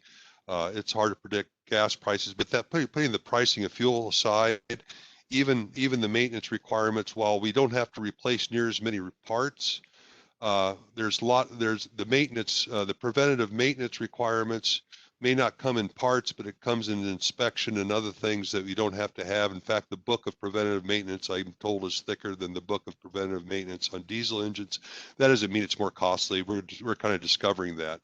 But I think, you know, part of what we're trying to do with introducing the website and the blog is to create more communication with the public and more dialogue with the public. And I'll just say here, we're always, you know, I would much rather have people who are interested in this subject know more about it than less about it, and I want to learn from them as well. And you know, I think these exchanges are great, and I enjoy them. I don't like the exchanges after the fact when people felt like they didn't hear in time. That's no fun for anybody. No one learns from that. You just get into a posturing mode. And I think we can do a better job of that, and I think we're going to try to with the web page, and I think there's other ways of doing it in a more direct way, maybe not more direct, but maybe more virtual direct way. So I think your point is well taken in your question. Okay, thank you. More questions. Councilmember Vento. Thank you, Mr. Chair. I'm really struggling with this. I too have gotten more calls on this than I can count, more emails than I can count, more contacts than on any issue thus far in the 2 years that I've been on the council. And for me, communication doesn't work one way. I think it is critically important that we engage with folks, whether they represent the environmental community, the labor community, public policymakers at all levels, taxpayers, citizens, people who are committed to a cleaner environment. And I'm struggling with how we can move forward on this, having not engaged in that kind of a conversation. I feel like we're taking the taxpayers, the legislators, and people who care about this issue by surprise, without giving them a chance to be heard and to share with us what they know. If we've learned anything in the last year, we've learned that Tim Walz and his administration are damn good communicators. And on their daily calls or press briefings, they acknowledge what they don't know. They acknowledge what they need to learn. They acknowledge when they make mistakes.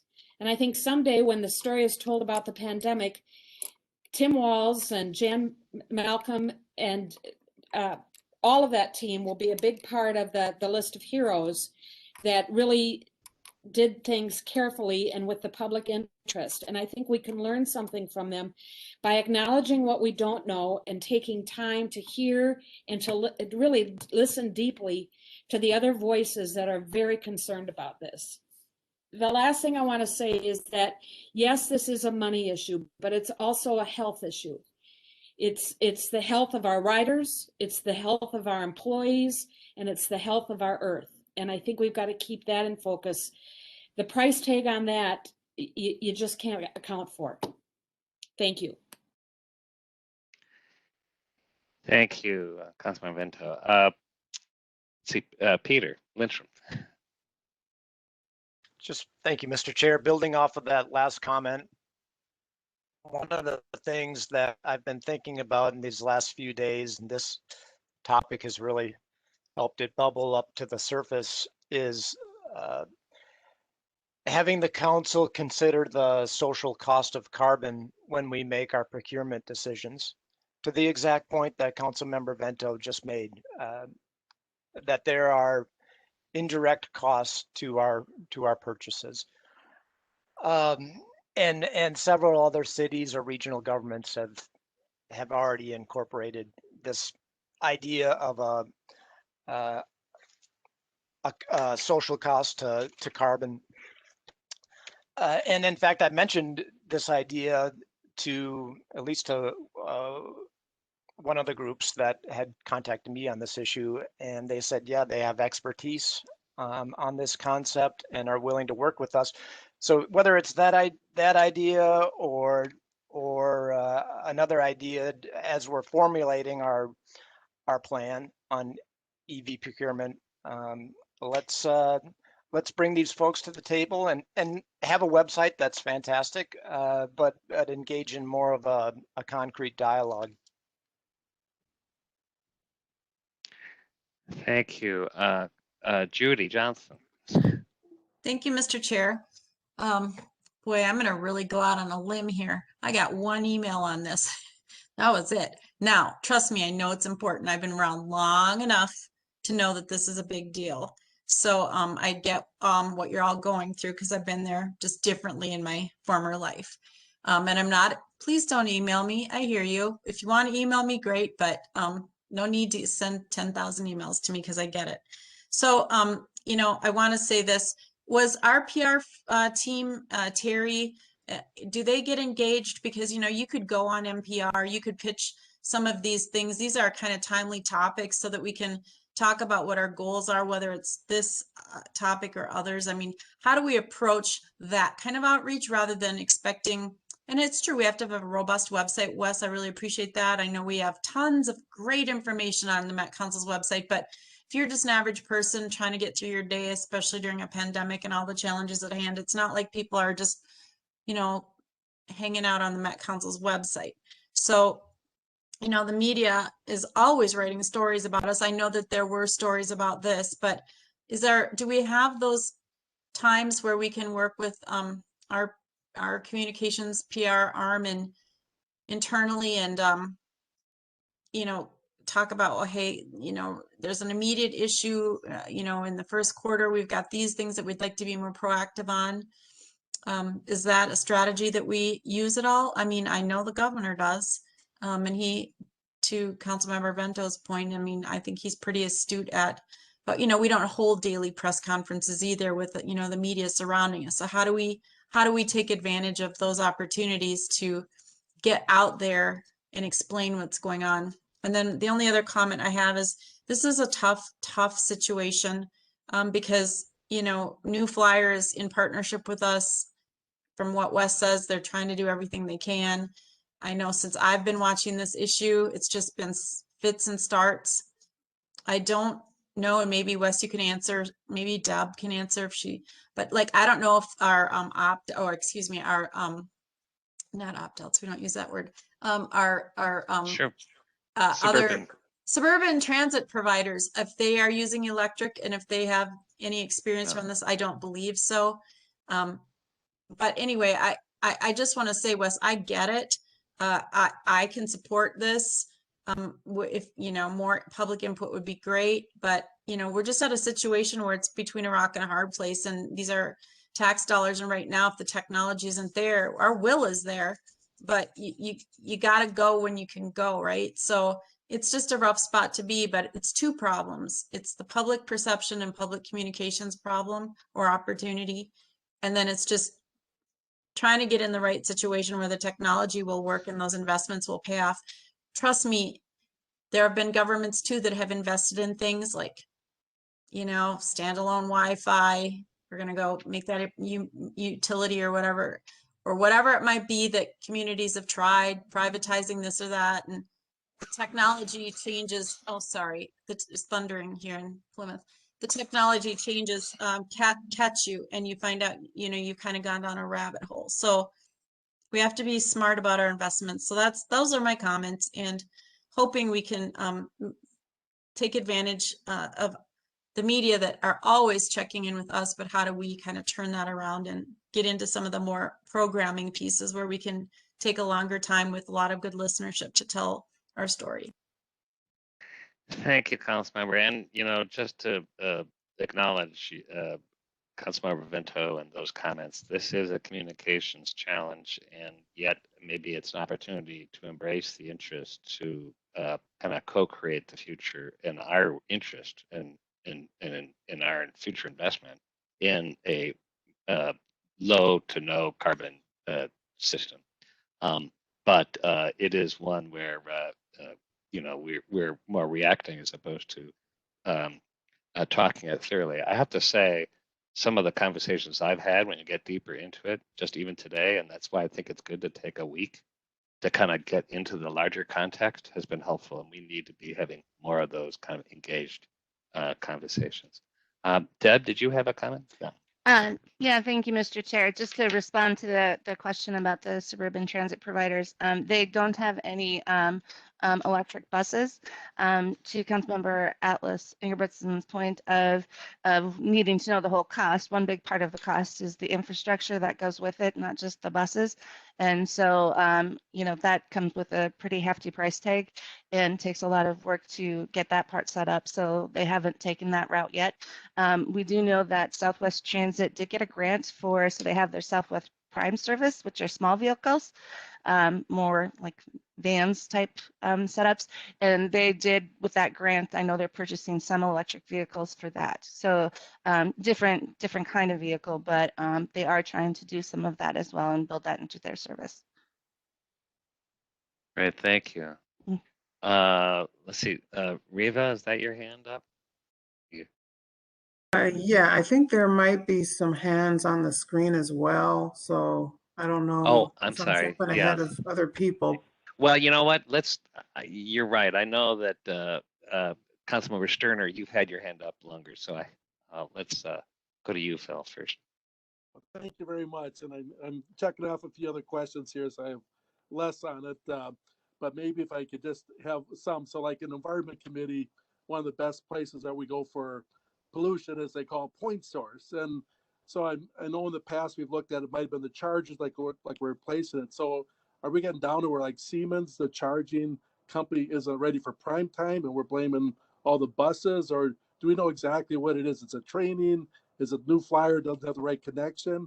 I mean, I guess that's the first thing I'm trying to say, because these issues will come up whether we go with a 40-foot bus or a 60-foot bus if we don't have this figured out. So I'm wondering if you could, let me know more of that. Where exactly is the problem? Chair Zelli and Councilmember Sterner, I think the issues that we've been having have been with we've had both bus battery issues, and we've had some, we had primarily charger issues, and the chargers are provided to New Flyer through Siemens as a subcontractor. But, I want to go back to what I said in my presentation, that this is new technology, and we go in it together as a partnership, and you hope for the best, and you make that commitment as a pilot. By definition, a pilot is saying, I don't know what we're getting into exactly, but it's important enough for us to find out more about this technology. So I think, I'm hesitant to blame anybody for anything. That's the easy part. I think the hard part is working through it, and we're still trying to work through it. I'm the thought that right now is they're going to replace all our chargers under warranty. I think that's the best place to go with that. Hopefully we'll get the new models. We'll be getting the newer models. I know we will in doing that. And the problem has been with the technology, and I'm not trying to to suggest that the people aren't responsible for it, but we're in a research and development phase. Frankly, that became apparent from the very beginning. Okay. Councilmember Fredson. Oh, sorry, Phil. I just Did had, you yeah, have I a just follow-up? had one more. Yeah. So then sorry, I should have said, I guess I don't count. I just have a couple more with it, but I'm kind of looking at like when we're going down the path of like new buses, diesel, that's a 14-year commitment. So I'm kind of like looking at, since we've been using 600 rather than 800 buses, can we look at delaying the delivery of buses for a couple of years? Could we extend by extending our diesel buses? Could we look at a short-term lease of a couple year leases, or how about hydrogen fuel cell as that technology that lowers our carbon footprint? But I was kind of looking at those kind of things because right now it just seems like it's either diesel or it's electric, and I'm just wondering about these other possibilities until the technology catches up. Chair Zelli and Councilmember Sterner, this is really a kind of an opportunity for me to say that the diesel buses, the 60-foot buses that we're replacing, some of them are already 17 years old because we've been delaying the replacement of them.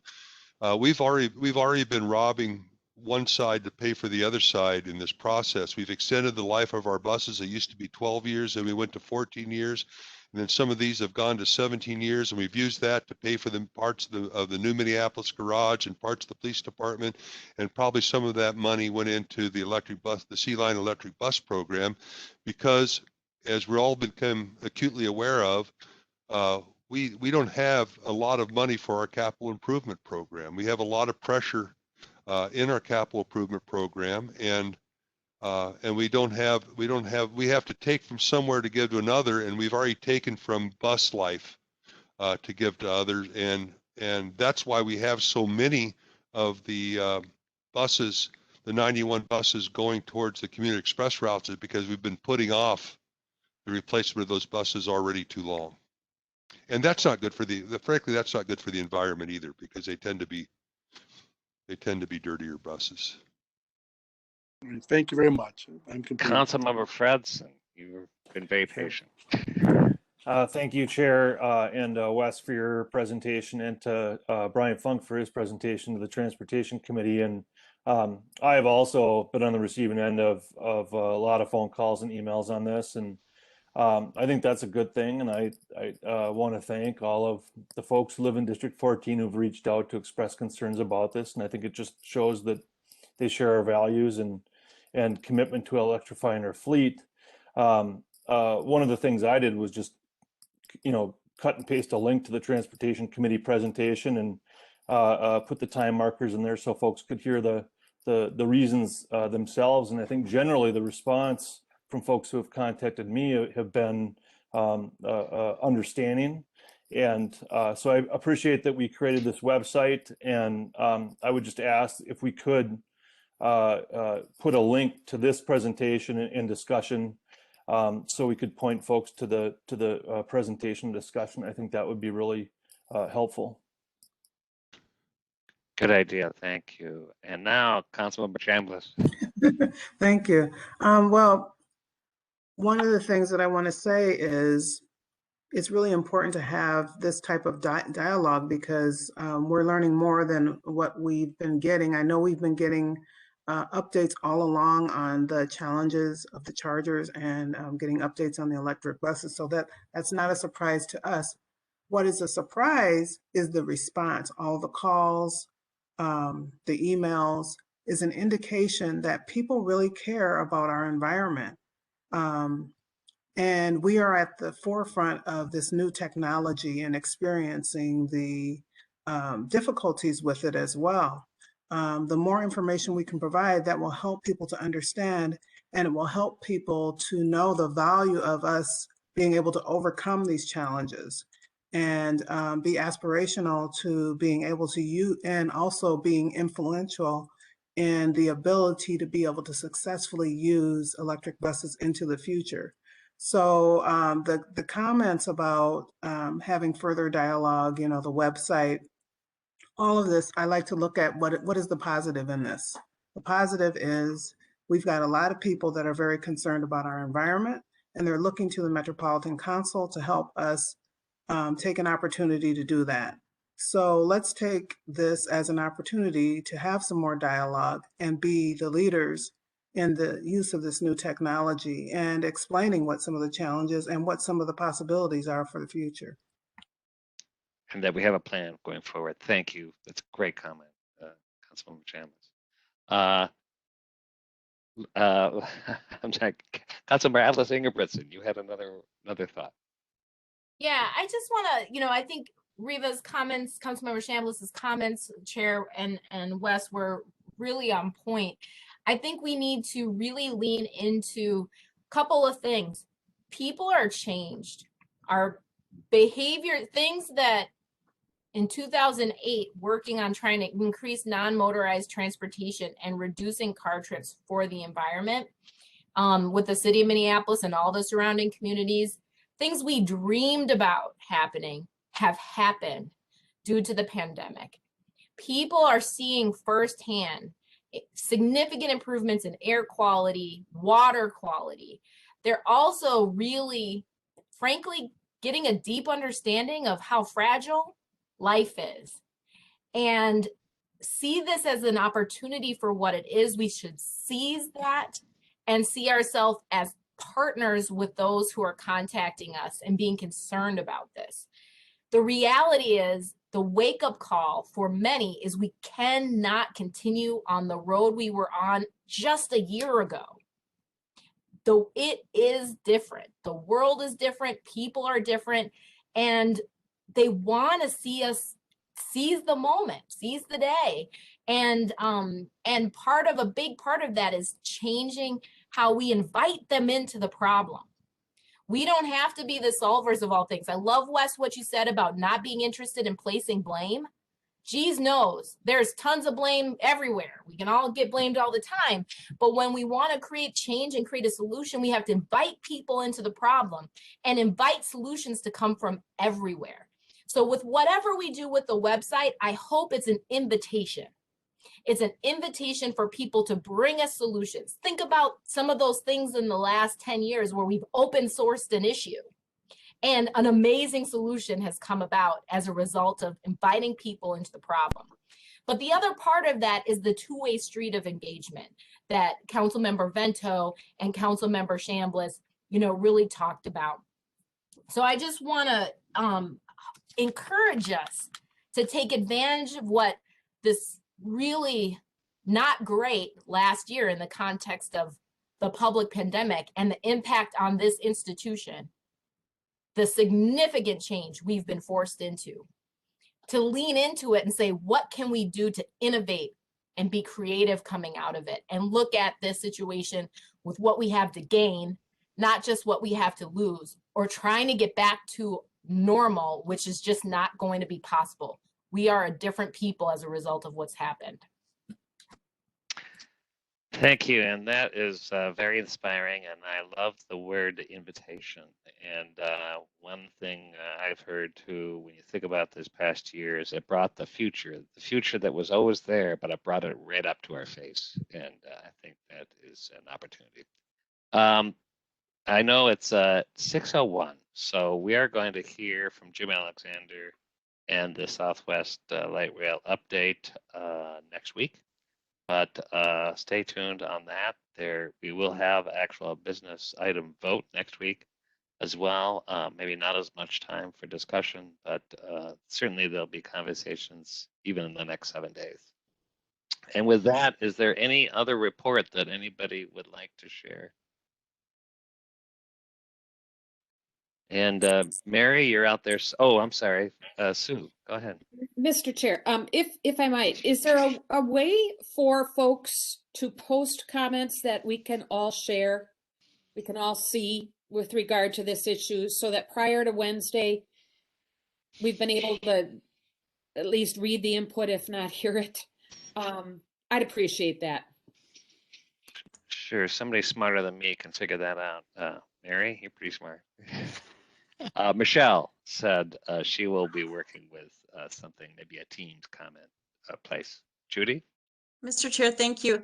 And I know it's probably not apples to apples, but when as a council member, things that would come into the public record would be included in our packets so that we'd have the front end, which was the business item. But if I didn't get all the emails, I could read the comments from others. So that's very laborious, but anything that came into my inbox that was just to me, I would forward to staff so that it could be for sure part of the public record.